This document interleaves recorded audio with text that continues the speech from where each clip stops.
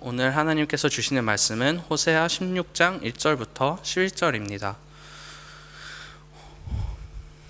호세아 6장 1절부터 11절 저가 읽고 마지막 절 함께 읽도록 하겠습니다. 오라, 우리가 여호와께로 돌아가자. 여호와께서 우리를 찢으셨으나 도로 낫게 하실 것이요 우리를 치셨으나 싸매어 주실 것임이라. 여호와께서 이틀 후에 우리를 살리시며 셋째 날에 우리를 일으키시니니 우리가 그 앞에서 살리라. 그러므로 우리가 여호와를 알자. 힘써 여호와를 알자. 그의 나타나심은 새벽빛같이 어김없으나니 비와 같이 땅을 적시는 늦은 비와 같이 우리에게 임하시리라 하니라. 에브라임이 내가 너에게 어떻게 하냐? 유다야 내가 너에게 어떻게 하랴? 너희가 이내가 아침에 구름이나 시 없으지는 이슬 같도다.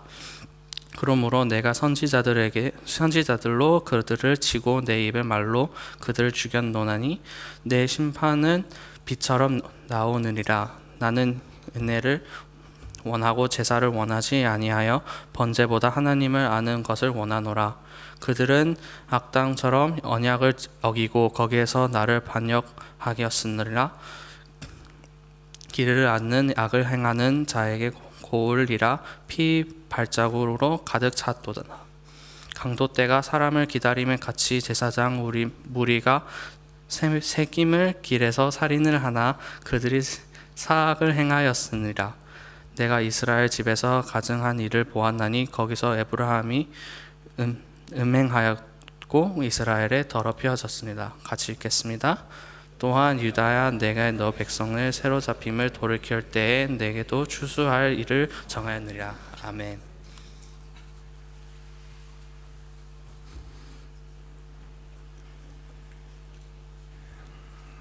신앙생활이라는 것, 우리가 하나님을 알아가는 여정입니다. 우리가 잘 아는 아브라함, 본토 친척 아비집 떠나면서 시작했던 것, 하나님은 과연 어떤 분이신가를 알아가는 그 과정이었습니다. 이스라엘이 출애굽하여서 40년 동안 광야 생활하면서 그것을 통해서 얻을 수 있었던 것, 하나님은 과연 어떤 분이신가에 대한 깨달음이었습니다. 욥이 고난을 통해서 끊임없이 질문했던 것, 과연 하나님의 뜻이 무엇인가? 하박국 선지자가 끊임없이 질문했던 것, 과연 이 시대에 나타난 불합리한 모습들, 부조리, 의인이 오히려 고난받고 악인이 더 잘 되는 것 같은 이러한 현상, 도대체 왜 하나님은 잠잠하신가? 그것이 하박국 선지자의 질문이었습니다. 신앙은 이렇게 하나님께 대한 질문과 그분께서 주시는 답을 찾아가는 여정, 길입니다. 그리고 하나님의 대답은 말씀을 통해 우리들에게 주어집니다.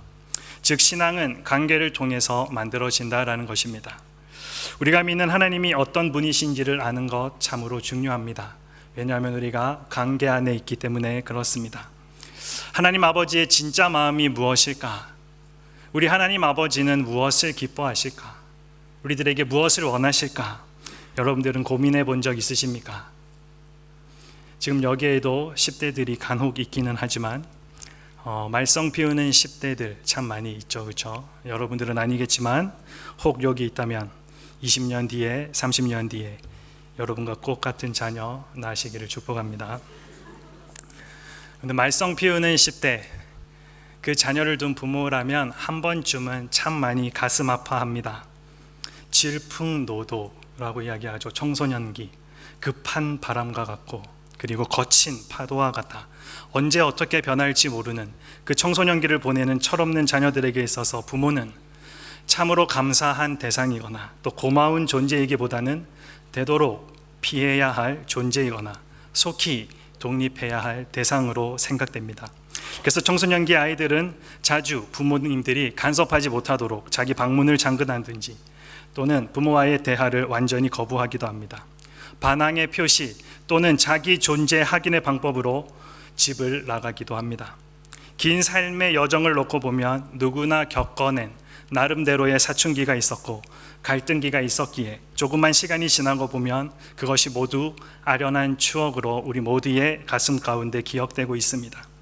그래서 여러분들이 TV를 보면 연예인이나 유명 인사들이 철없던 시절의 가출 이야기, 그것을 추억의 이야기의 소재로 꺼내는 경우들이 참 많이 있습니다. 어린 시절의 그 해프닝이 아름다운 한때의 추억으로 기억될 수 있는 것은 그런 갈등이나 반항의 시기를 이미 모두 극복했기 때문에, 다 지났기 때문이지, 아직도 그때 뛰쳐나왔던 부모님의 집을 들어가지 못하거나 밖에서 서성이고 있다면 그것은 추억이 아니라 여전히 아픔과 슬픔이 될 것입니다. 이스라엘 백성을 향한 하나님 아버지의 마음은 변함이 없습니다.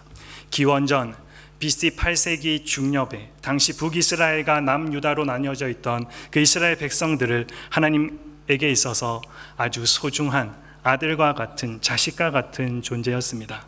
호세아서 11장 1절 말씀에 보면 이스라엘이 어렸을 때에 내가 사랑하여, 그리고 뭐라고 표현합니까? 내 아들을 애굽에서 불러냈거늘. 이스라엘 백성들, 내 아들이다 라고 표현하고 있습니다. 그러나 자기가 하고 싶은 대로 철없이 망나니짓만 행했던 북이스라엘, 남유다 놓고 우리 아버지 하나님 마음이 참 많이 아프십니다. 반복해서 엇나가는 이스라엘 백성들에게 하나님 아버지는 이제 엄하게 그들을 꾸짖습니다. 더 이상 받아주지 않겠다라고 분명하게 선언하십니다. 잘못에 대해서는 철저하게 징계하시겠다라고 선지자와 예언자들을 통해서 반복해서 말씀하셨습니다. 그것이 구약 성경에 그토록 길게 나오는 선지서들의 대부분의 내용입니다. 그러나 그것도 결국에는 하나님 아버지의 사랑의 표현일 뿐입니다. 언제나 철없는 아들이 돌아올 것인지 노심초사 기다리신 아버지의 마음의 표현일 뿐입니다. 그렇게 살려거든 더 이상 나를 아버지라 부르지 말라고 엄히 명하시는 옛 우리 아버지들의 모습과 같이 우리 하나님 아버지 그러한 모습 발견할 수 있습니다. 호세아서 5장 15절 말씀에 그들이 그 죄를 뉘우치고 내 얼굴을 구하기까지 내가 내 곳으로 돌아가리라. 너희들이 다시 내게로 돌아올 때까지 나도 나 있는 곳에 계속해서 머물겠다. 그리고 너희들이 돌아올 때까지 나도 너희에게로 다시 돌아가지 않겠다. 잘못을 뉘우치고 돌아오기 전에는 나를 볼 생각 말라는 하나님 아버지의 말씀입니다. 그러나 선지자 호세아의 입을 빌려서 아버지의 마음은 이스라엘 백성들에게 다시 한번 전해집니다. 회개하고 잘못 뉘우치라는 엄한 명령이 아니라 메시지를 전하는 호세아 자신을 포함시켜서 우리 함께 다시 여호와께 돌아가자라는 메시지에서 아버지의 마음이 둘러서 표현되고 있는 듯합니다. 선지자를 통해서 달래고 계시는 그 아버지의 간접적인 사랑의 표현을 오늘 우리는 맞이하게 됩니다. 오늘 본문 1절 말씀입니다. 오라 우리가 여호와께로 돌아가자. 여호와께서 우리를 찢으셨으나 도로 낫게 하실 것이요 우리를 치셨으나 싸매어 주실 것임이라. 호세아 선지자는 오늘 외치고 있습니다. 여호와께 돌아가자. 호세아는 하나님 아버지의 마음을 그렇게 우리들에게 전하고 있습니다. 그래서 오늘 우리가 첫 번째로 볼 하나님 아버지의 마음, 여호와께로 돌아가자. 집 나온 자녀 겪게 될 고생 참으로 당연할 수밖에 없습니다.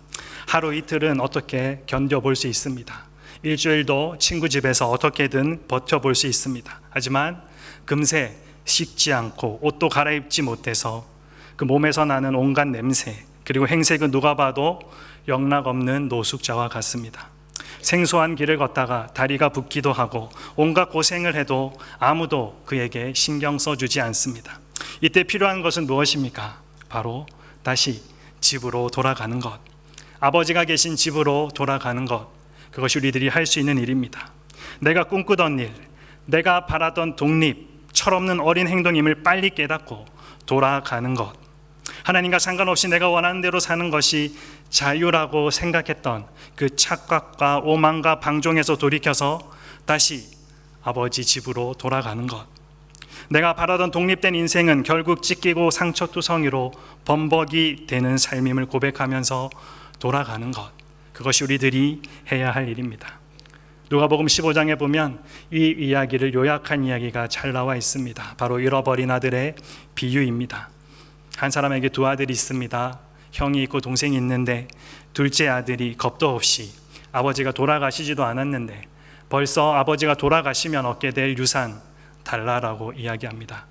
그리고 그 유산 가지고 먼 이국 땅에 가서 온갖 고생 다 하고 자기 혼자 집 나가면, 아버지 집 떠나면, 그렇게 많은 돈 가지고 가면 잘 살 줄 알았는데 결국 그의 결말은 돼지들이 먹는 쥐엄 열매를 먹으면서 그래도 우리 아버지 집에 있을 때가 참 좋았는데 회상하는 것으로 결말을 가지고 오게 됩니다.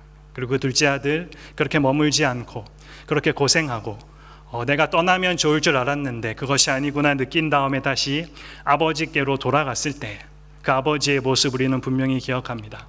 언제 돌아올까 창밖을 내다보면서 바라보고 계시다가 아들의 모습을 보고 얼른 뛰어나가서 안아주고 손에는 금반지도 끼워주고 새 옷도 입혀주시는 그 아버지의 마음. 여러분들, 그 시대에 그런 아들은 돌로 쳐 죽이라라는 율법이 있었음에도 그 아버지의 마음, 우리 아들이 돌아오면 동네 사람들이 죽일 수도 있을 텐데 그 노심초사하는 마음을 가지고 언제쯤 돌아오려나 늘 창밖을 내다보고 있다. 멀리서 아들의 모습이 보이자 뛰어나가서 누가 볼까봐 얼른 가서 안아주고 맞이해주는 그 모습, 우리는 그곳에서 아버지 하나님의 마음을 발견할 수 있습니다. 참 자유는 아들의 신분이었을 때만 가능합니다. 아버지의 아들로 살아야지 그에 합당한 자유와 권리도 누릴 수 있지. 아들의 신분에서 벗어나면, 곧 아버지의 집에서 떠나버리면 겪게 될 온갖 일들이 나를 조여옵니다. 부딪힐 모든 상황과 환경의 노예로 살아가게 될 뿐입니다. 하나님 안에 자유와 풍요가 있지. 하나님 아버지의 품을 떠나서 나 혼자 한번 잘 살아보겠다고 애써 보지만 결국 에덴 동산에서 쫓겨났던 아담과 같이 우리의 남은 삶의 모습은 가시굴레가 기다리고 있습니다. 사랑하는 여러분, 아버지께로 돌아가면 찢어진 상처가 낫게 됩니다. 아버지 집에 돌아가면 상처를 싸매어 주십니다. 상하고 지쳐 쓰러져 있는 몸과 마음을 다시 일으켜 주십니다. 우리 그러한 마음으로 오늘 호세아 선지자를 통해서 하나님께서 하시는 말씀, 우리 1절과 2절 말씀 함께 읽어보겠습니다. 오라 우리가 여호와께 돌아가자. 여호와께서 우리를 찢으셨으나 도로 낫게 하실 것이요 우리를 치셨으나 싸매어 주실 것임이라. 여호와께서 이틀 후에 우리를 살리시며 셋째 날에 우리를 일으키시리니 우리가 그의 앞에서 살리라. 셋째 날, 3일째 되는 날 예수님을 죽음 가운데서 다시 일으켜 세우셨던 것처럼 절망 속에서 억압과 굴레, 환경의 눌림 속에서 살아갔던 그 인생들이 아버지 사랑의 품에서 회복되는 역사가 일어난다라는 것입니다. 오늘 호세아의 외침은 우리들에게도 동일하게 들려지고 있는 외침입니다. 우리가 사는 길 오직 하나뿐입니다. 그것은 하나님 아버지께로 다시 돌아가는 것. 그것이 우리가 유일하게 살 수 있는 방법입니다. 아버지의 마음은 아들이 돌아오는 것에 만족하지 않습니다. 호세아를 통해서 이렇게 권면하십니다. 3절 말씀에 그러므로 우리가 여호와를 알자. 힘써 여호와를 알자. 그의 나타나심은 새벽빛같이 어김없나니 비와 같이 땅을 적시는 늦은 비와 같이 우리에게 임하시리라 하니라. 두 번째, 우리 아버지 하나님의 마음, 힘써 여호와를 알자입니다. 여호와께로 돌아온 주의 백성들과 하나님과의 새로운 관계가 시작되기를 바라십니다. 여호와를 알자. 우리가 잘 알고 있고 이미 여러 번 설명했던 것처럼 여호와를 안다라고 할 때 이 안다라는 단어, 바로 야다라는 단어입니다. 이것은 단순히 지적인 알미 아니라, 머리로만 알고 있는 것이 아니라 부부가 인격적으로 육체적으로 연합하여 서로를 너무나도 깊이 있게 아는 것을 말할 때 사용하는 단어입니다. 이것은 친밀한 관계를 통해 온전한 인식과 전인격적으로 안다라고 표현할 때 쓰는 단어입니다. 이 단어를 사용한 의도를 호세아서 전체를 통해서 우리는 너무나도 분명하게 알 수 있습니다. 당시 북이스라엘은 남편이신 하나님을 떠나서 우상과 연합하며 이방 나라들을 연모하고 의지했습니다. 이것은 호세아서에서 음탕한 여인 고멜이 남편 호세아를 저버리고 다른 남자와 더불어 간음한 것으로 생생하게 우리들에게 보여주고 있습니다. 이러한 이스라엘의 영적 간음은 남편이신 하나님과의 관계를 깨트리는 것이고 스스로 나는 하나님과 관계없는 삶을 살고 있다는 것을 보여주는 것이며 하나님의 축복 안에서 이미 멀어진 삶을 사는 것이다 라고 보여주는 삶이었습니다. 이스라엘은 하나님을 알므로 하나님과 인격적인 관계를 맺고 그리고 그렇게 살 때에만 참으로 복된 삶을 살 수 있었습니다. 그러나 하나님에 대한 지식을 상실하고 하나님과 상관없는 그 상태에 떨어진 지금 그들에게 남은 것은 축복이 아니라 저주와 심판, 어려움과 비극만이 그들의 삶을 둘러 덮고 있을 뿐입니다. 따라서 그들이 다시 축복된 삶을 살고자 한다면, 다시 하나님과 인격적인 관계를 맺고자 한다면, 회복하고자 한다면 하나님의 기쁘신 은혜와 풍성한 축복을 알아가는 야다의 삶을 사는 것만큼 절박한 것 그들에게 없었다라는 것입니다. 그렇게 호세아 선지자는 이스라엘을 향하여서 여호와를 알자라고 반복적으로 권면할 뿐만 아니라 거기에 더해서 힘써 여호와를 알자라고 분명하게 외치고 있습니다. 그냥 아는 것이 아니라 힘써 알아야 합니다. 그냥 가만히 있으면 하나님을 제대로 알기가 참으로 어렵습니다. 시간을 떼어서 여러분들도 말씀을 묵상하고 기도하는 자리로 나아가야 합니다.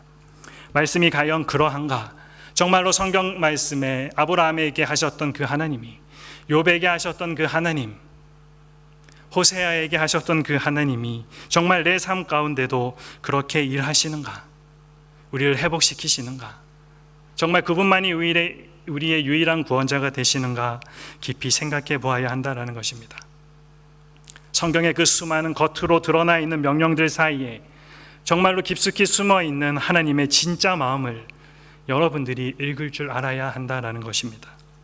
그리고 우리의 삶을 하나님의 말씀에 맞추어서 고쳐야 합니다. 그럴 때 우리를 회복시키는 하나님을 저와 여러분도 경험하게 될 것입니다. 호세아 선지자의 권면 앞에 오늘 우리의 삶의 모습을 한번 비추어 봅니다. 신앙생활은 말씀이신 예수 그리스도를 만나는 것입니다. 흔히 어릴 적부터 교회에서 가장 많이 듣던 말, 그냥 믿어, 믿으면 알아라는 말이었습니다. 이해하지 않고 납득도 되지 않는데, 도무지 이해할 수 없는데 무조건 믿는 것, 이것은 다른 말로 하면 맹신입니다.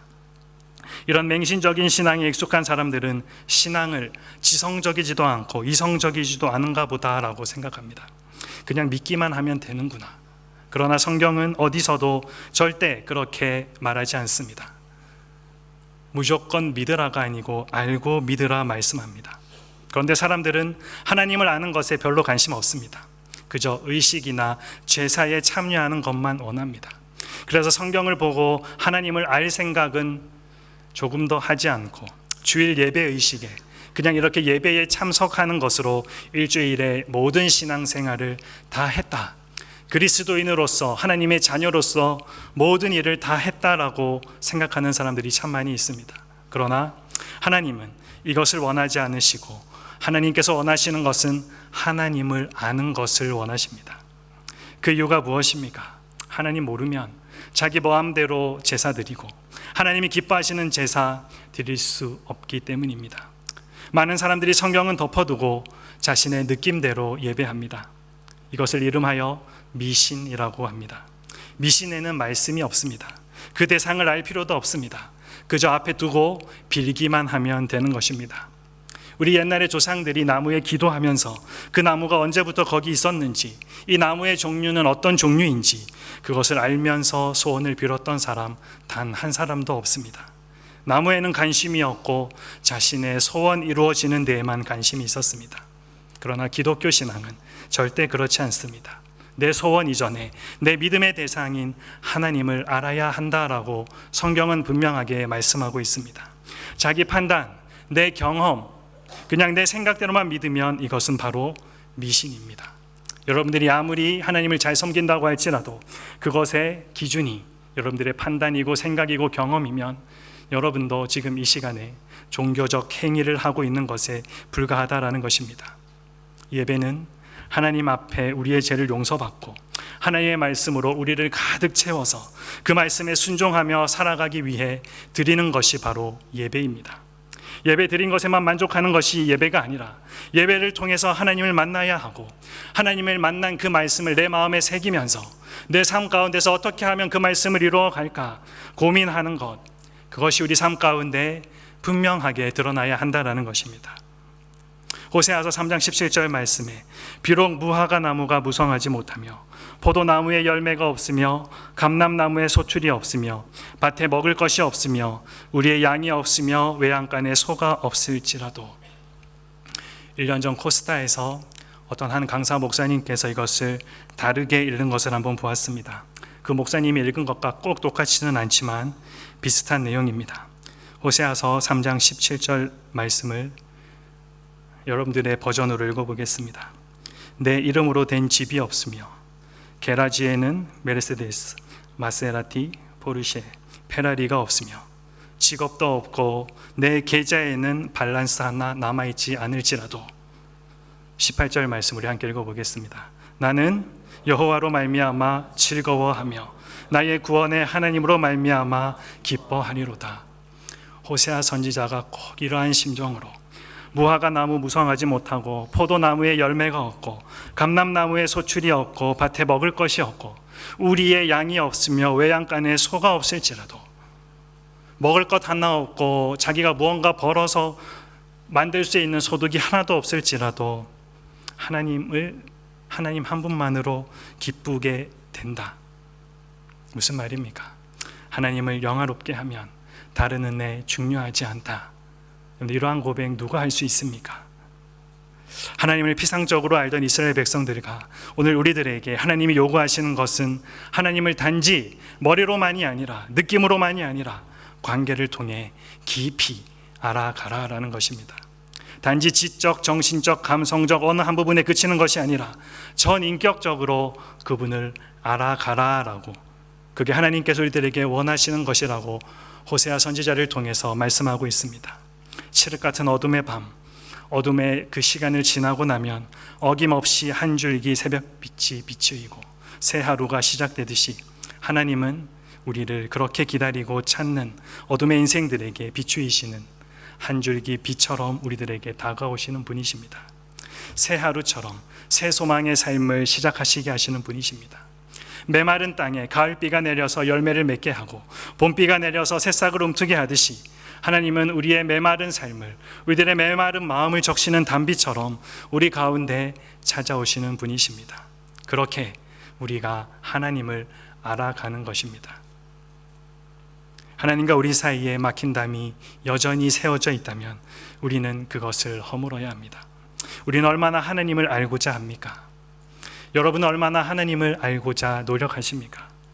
세상의 유행과 정보는 열심히 알려고 하면서도, 패션에는 뒤지지 않고 유행하는 그 모든 것 다 따라가려고 하면서도 하나님을 아는 데에는 여러분들이 얼마나 힘을 쓰고 있습니까? 우리는 아는 만큼 믿을 수 있고 모르는 만큼 믿지 못합니다. 신앙이 무엇입니까? 믿음이 무엇입니까? 바로 신뢰입니다. 신뢰는 상대를 알아야 가능한 것입니다. 단순히 머리로만이 아니라 가슴으로, 감성으로, 삶으로, 호흡으로, 영혼으로, 시간으로, 몸으로, 삶 전체, 인격 전체로 알아가는 것, 이것을 우리가 여호와를 알자, 힘써 여호와를 알자라고 반복해서 말하고 있는 호세아 선지자의 마음, 그리고 하나님의 마음입니다. 그리고 마지막입니다. 순결한 사랑. 여호와께로 돌아가자, 여호와를 알자, 힘써 여호와를 알자 말씀하시는 하나님께서 오늘 6절에서 다시 한번 이렇게 말씀하십니다. 우리 6절 말씀 함께 읽어보겠습니다. 나는 인애를 원하고 제사를 원하지 아니하며 번제보다 하나님을 아는 것을 원하노라. 여기서 인애라는 이 단어, 히브리어로 헤세드로 표기되어 있는 단어입니다. 한결같이 계속되는 사랑을 의미할 때 사용하는 단어입니다. 이 단어는 본래 하나님께서 그 백성인 이스라엘을 어떻게 사랑하셨는지 그것을 나타내는 말로서 흔히 언약적인 사랑이라고도 불리어집니다. 이것은 하나님께서 그 언약에 근거해서 당신의 백성들을 그들의 행위와 상관없이 당신이 한 말에 근거해서 자신이 한 약속에 근거해서 한결같이 그 백성을 사랑하시는 것을 강조하는 단어입니다. 이 단어를 하나님에 대해서 사용할 때는 언약에 기초한 불변적인 사랑을 의미하고, 사람에 대해 사용될 때에는 다른 사람에 대한 친절이나 배려, 하나님에 대한 순결과 충성을 표현할 때 사용합니다. 새번역 성경에서는 변함없는 사랑으로 기록하고 있습니다. 하나님이 오늘 여기 본문에서 우리에게 원하시는 인애라는 단어의 뜻은 바로 하나님에 대한 순결한 사랑입니다. 하나님은 우리에게 순결한 사랑을 원하십니다. 우리가 하나님으로부터 헤세드를 받은 만큼 하나님의 백성들에게도 그 사랑이 나타나야 하는데, 이스라엘에게서 그토록 아낌없이 베풀어 주신 그 인애를 그 백성들에게서는 도무지 발견할 수가 없었다라는 것입니다. 이러한 이스라엘의 모습을 본문이 이렇게 기록하고 있습니다. 에브라임아, 내가 내게 어떻게 하랴? 유다야, 내가 내게 어떻게 하랴? 너희의 인애가 아침 구름이나 씨 없어지는 이슬 같도다. 그들의 인애는, 그들의 사랑은 아침 구름이나 씨 없어지는 이슬처럼 일순간에, 순식간에 사라지는 것과 같다라고 말씀하십니다. 아침 구름은 해가 뜰 무렵인 이른 아침에 마치 비가 올 듯이 하늘을 덮고 있지만, 해가 다 뜨고 나면 흔적도 없이 다 사라져버리는 구름을 의미합니다. 또한 씨 없어지는 이슬은 풀잎에 맺혀 있다가 해가 뜨는 즉시 다 증발해버리는 이슬을 가리킵니다. 이것은 기대를 저버리는 사랑, 지속성과 일관성이 결여된 사랑, 흔적도 없이 사라져버리는 사랑으로 바로 이스라엘 자손들이 하나님과 그들의 이웃에 대해 보였던 사랑을 이렇게 표현하고 있습니다. 이 이스라엘의 모습이 혹 저와 여러분의 모습을 많이 닮아 있지는 않습니까? 오늘 우리의 신앙의 모습에도 계속해서 재현되고 있는 일이 아닙니까? 우리가 주일날 이곳에 모여서 찬양하고 기도 드릴 때 참 마음이 뜨겁습니다. 그 모습 보면 마치 당장 세상에 뛰어나가서 지금이라도 십자가를 지고 죽기까지 헌신할 것처럼 그렇게 보입니다. 그러나 그처럼 뜨겁게 간절하게 한 헌신과 충성, 결단과 다짐은 교회 밖으로 나가자마자 싸늘하게 식고 금방 잊어버리고 맙니다. 헌신과 충성, 결단과 다짐은 온데간데 없고 거대한 세상, 죄악의 파도에 휩쓸려서 자기 안에 있는 재성조차 억누르지 못한 채 죄와 친구하며 매일매일을 보내고 있는 것, 그것이 혹 저와 여러분의 모습은 아닙니까? 우리의 삶의 현장에서 인애가 나오고 자비가 나오고 긍휼이 나오는 삶을 살고자 하면 우리는 사실 엄청난 희생을 각오해야 합니다. 세상은 인정사정 볼 것 없다라고 우리들에게 이야기합니다. 남의 사정 봐주는 것도 좋지만 그렇게 다 봐주다가 어떻게 사느냐 우리들에게 물어봅니다. 자기 밥그릇이나 확실히 챙기라라고 우리들에게 그렇게 권면합니다. 예수 믿는 것은 일요일 하루만 교회 나가서 잠시 믿어주고 나머지 시간은 자신을 위해 열심히 살아야 된다라고 가르쳐 줍니다. 오직 경쟁 속에서 살아남으려면 무조건 남보다 앞서야 하는 것, 이런 세상 속에서 인애를 찾기란 모래밭에서 바늘 찾기보다 더 어려운 것입니다. 저와 여러분에게서 인애가 나오고 있습니까? 세상은 원래 그렇다고 하더라도 교회 안에서는 하나님의 자비와 긍휼이 나와야 하는 것 아니겠습니까? 그런데 우리가 우리의 모습을 볼 때 저와 여러분은 어떻습니까? 용서와 사랑이 저와 여러분들에게 있습니까? 남을 나보다 낮게 여기면서 살아가고 있습니까? 아니면 자기의 정당성만 주장하고 자기의 옳음을 입증하기 위해서 여러 사람까지 동원하며 자기의 자존심 세우려고 하지는 않습니까? 한 걸음 더 나아가서 우리가 하나님의 자비와 긍휼을 입은 자로서 우리가 속해 있는 목장에서는 어떻습니까? 하나님의 인애가 흘러나오고 있습니까? 가정에서, 학교에서, 직장에서는 어떻습니까? 우리의 이웃에게 예수님을 믿는 자로서 여러분에게는 무엇이 흘러나오고 있습니까? 그래도 주일에 잘 나온다고 이야기할 수 있겠습니다. 헌금도 잘 한다고 이야기할 수 있습니다. 저 성경도 있습니다. 기도도 열심히 합니다. 봉사도 하고요. 저도 나름 최선을 다해서 하나님을 섬기고 있습니다. 그렇게 생각하는 청년들 또 성도님들이 있을지 모르겠습니다. 그런데 하나님께서 원하시는 것이 무엇이다라고 말씀하고 계십니까? 오늘 성경은 호세아 선지자를 통해서 분명하게 말씀하십니다. 하나님께서 우리들에게 원하시는 것은 인애를 원하고 사랑을 원하고 하나님 알기를 원하신다 말씀하십니다. 우리는 얼마나 하나님의 인애를 원하고 있고 얼마나 우리는 하나님을 알고자 하고 있습니까? 이스라엘의 아침 구름, 시 없어지는 이슬 같은 인애를 보시고 그렇게도 마음 아파하셨던 하나님께서 오늘 우리의 모습을 보고 한탄하지 않으시겠습니까? 우리의 사랑과 인애, 충성과 헌신의 맹세가 가식적이고 입술뿐인 사랑으로 끝나지 않도록 하나님의 도우심과 인도를 우리는 끊임없이 구해야 합니다. 하나님께서는 여전히 그 순결한 사랑의 대상이신 하나님에게로 돌이켜서 우리를 지극히 사랑하시는 하나님과 하루하루 전인격적인 관계를 통해 점점 더 깊이 알아가기를 원하십니다. 그냥 우리의 이름 정도만 아는 것이 아니라 내가 무엇을 좋아하고 내가 어떨 때 짜증을 내고 화를 내고 민감하게 반응하는지, 바꾸어 말하면 우리 하나님께서는 어떤 음식을 좋아하시고 어떤 사람 좋아하시고 어떤 상황을 기뻐하시며 어떤 상황에서는 눈물을 흘리실까, 그렇게 알아가는 것, 하나님께서 오늘 우리들에게 원하시는 것이라는 것입니다. 어두움에 찾아오는 비처럼, 메마른 땅에 찾아오는 단비처럼 인간의 삶의 중심에 찾아오시는 그 하나님을 온 몸과 마음으로 우리가 이해하고 경험하고 그리고 인식하기를 원하십니다. 변치 않는 순결한 사랑으로 주님을 하루하루 더 풍성히 알아갈 때 우리는 하나님 안에서, 하나님의 임재 안에서 본문 2절의 표현과 같이 우리가 그의 앞에서 살리라. 저와 여러분이 하나님 앞에서 살게 되는 것입니다. 많은 사람들이 자신에 대해 알아야겠다라고 하면서 여행을 떠납니다. 그러나 돌아오고 나면 여전히 제자리입니다. 그러면 뭐 하고 온 건가 싶어집니다. 여행하면서 참 돈도 많이 썼는데 내가 뭐 하고 온 것인가? 너무나도 당연합니다. 여러분들, 여행 간다고 내 자신에 대해서 알 수 있는 것 아닙니다.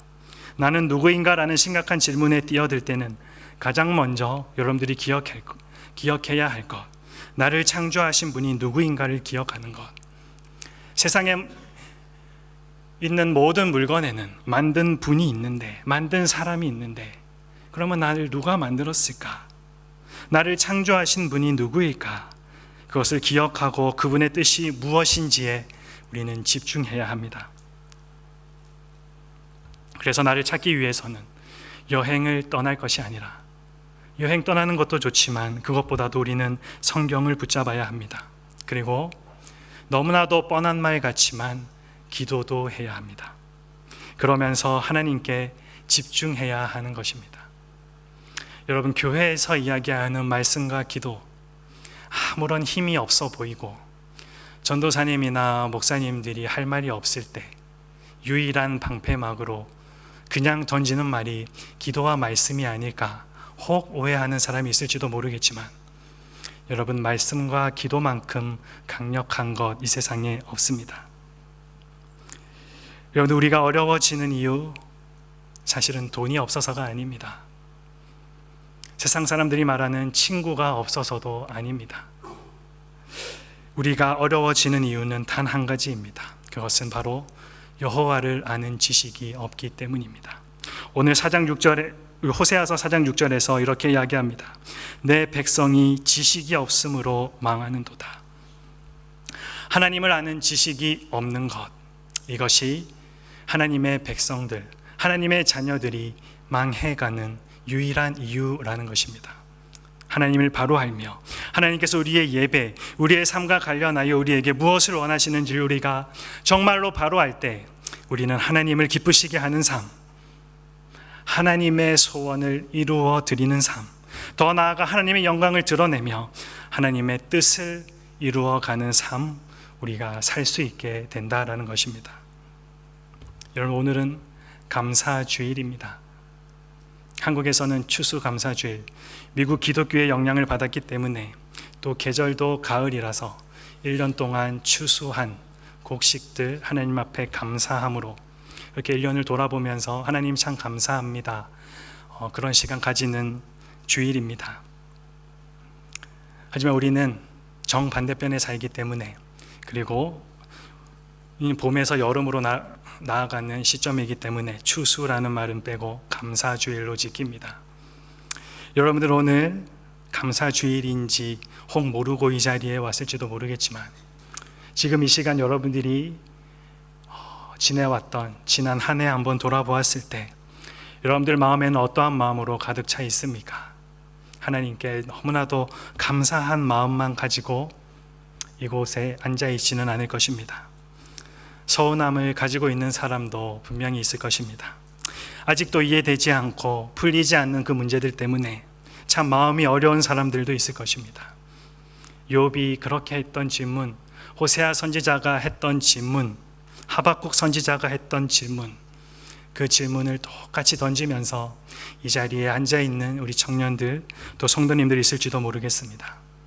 하지만 어떠한 형편에 있든지 우리 하나님 아버지는 그의 자녀된 저와 여러분들을 가장 선한 길로 인도해 주신다는 사실을 여러분들이 꼭 잊지 않았으면 좋겠습니다.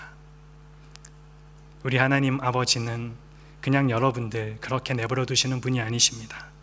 우리를 얼마나 사랑하셨습니까? 자기 하나밖에 없는 아들 죽이기까지. 아들 죽이는 것이 무엇이 그렇게 큰 일일까? 그것이 무엇이 큰 사랑일까?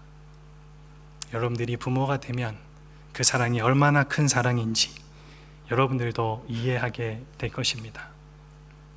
내가 아픈 것이 훨씬 낫지. 자녀가 아파서 울고 있는 그 모습을 보는 부모의 마음이 얼마나 무너져 내리는지. 여러분, 사람의 마음도 그러한데 우리 하나님 아버지는 그것보다 더한 마음으로 여러분들을 보고 계십니다. 나 같은 사람을 하나님께서 과연 받아주실 수 있을까? 내가 다시 회복될 수 있을까? 나 다시 일어설 수 있을까?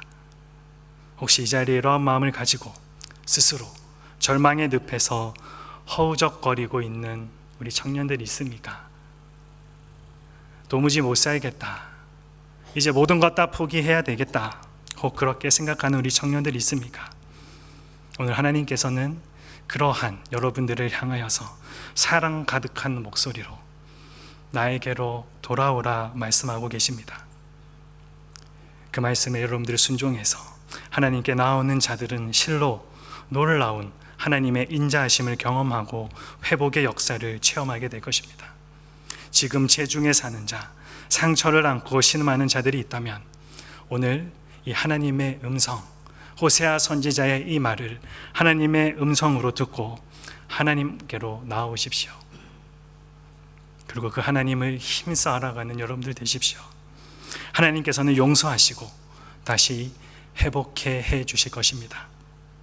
이번 한 주라는 시간 속에서 또 여러분들의 남은 삶이라는 그 시간 속에서 여호와를 힘써 알아감으로 하나님으로 인한 형통, 세상이 말하는 형통이 아니라 하나님으로 인한 형통을 누리면서 인애로 사랑으로 여호와를 전인격적으로 알아가는 여러분들의 삶, 그리고 복된 한 주 그렇게 되기를 부탁하고 소원합니다. 우리 시간 눈을 감고 함께 가만히 생각해 보는 시간 가졌으면 좋겠습니다.